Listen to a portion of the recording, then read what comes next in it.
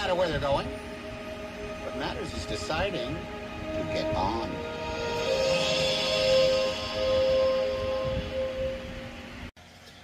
So the Polar Express, as you can tell from the trailer there, gives you kind of an idea of what the feel of the movie is. But the story is about a young boy who sees a mysterious train bound for the North Pole stop outside of his window, and is invited aboard by its conductor, played by Tom Hanks.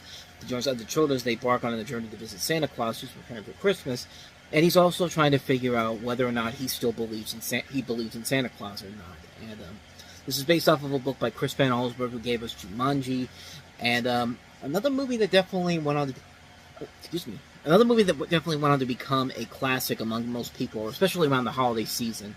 But at the time, it was actually a film that was very, very polarizing at the time. I mean, it didn't get the best reviews from most critics, and it actually didn't do very well at the box office at first. But then again, when you have a season that includes you being sandwiched behind the Incredibles, and then with the SpongeBob movie coming out the next week, yeah, chances are your expectations of making a whole lot of money wasn't really going to help you in the long run, unless you were a Christmas movie. And this is definitely a Christmas film.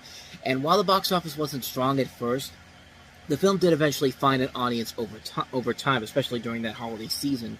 I think it opened to like $23 million domestically when it first came out, but then it eventually went on to gross over $286 million worldwide, with about $160 million of that coming from here in the U.S., so it did eventually find its audience over time, and if it didn't find it then, it was certainly going to find its audience through television. I mean, not even but 2 years after it came out, it was already being seen on TV a lot. ABC, I think, had it at first, but now you see it every year on Freeform and then on AMC.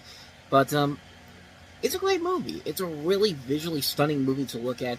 It's easily the best of the motion capture Robert Zemeckis movies. This is the first one where he was trying out the motion capture concept that he would use for many of his films going forward, with stuff like Beowulf, A Christmas Carol, which I really like A Christmas Carol, and I do like Beowulf. But then he kind of went overboard with Mars Needs Moms, and that was kind of the end of that run for him. But this is definitely one of the best earlier attempts of it to show what motion capture can really do, and I think he does a pretty good job with it. I think the feeling of Christmas is definitely all throughout the course of the movie.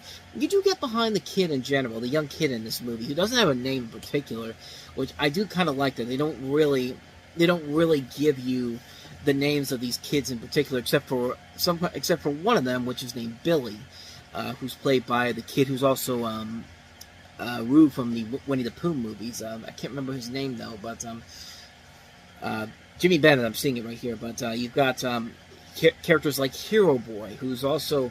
It's weird because Josh Hutcherson does the motion capture work, but it's Daryl Sabara from Spy Kids doing the voice for him, and it's Tom Hanks who's doing like the adult voice and the motion capture work. And he does it for like several different people, including the father, the Ebenezer Scrooge puppet, the conductor, the hobo, Santa Claus.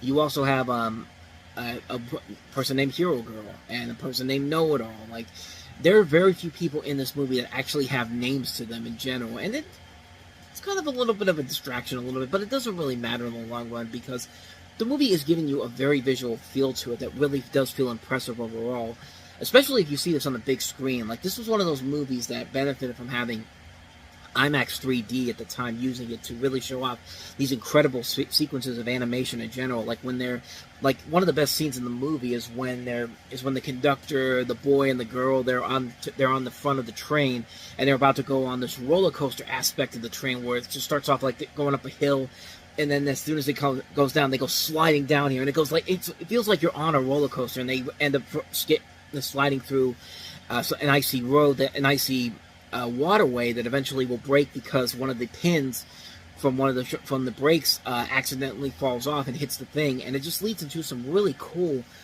animation in general. It's a really cool visual style, a visual style that's very impressive all throughout the course of the film, and you get a lot of that all over the film as well. And it does have some good heartfelt moments, like the moment when he realizes, okay, like he has to say, "I believe." Like the moment when he actually is when all the other kids see Santa Claus and he's the only one that can't see it, and one of the bells off of the reindeer fall off, and he says, "I believe," and like he rings the bell, and it's just like moments like that can be fun.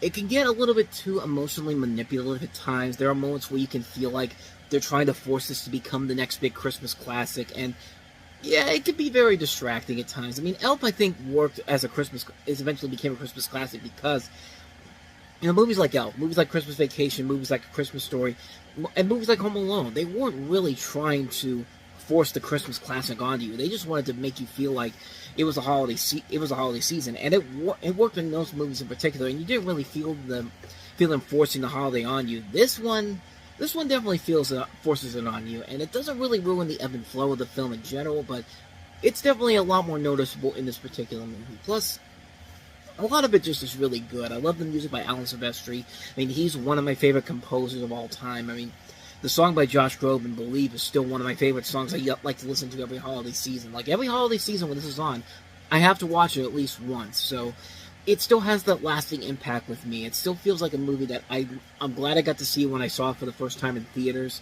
And it's a movie that has grown over time with me. It's a film that has become one of my favorite movies to watch every holiday, and it's just a terrific, fun film in general. A lot of times, but not enough for me to say it's a bad film by any means. It's still a really good Christmas movie. I really love it a lot. I can't recommend this one enough. The Polar Express. Definitely check it out this holiday season if you haven't seen it.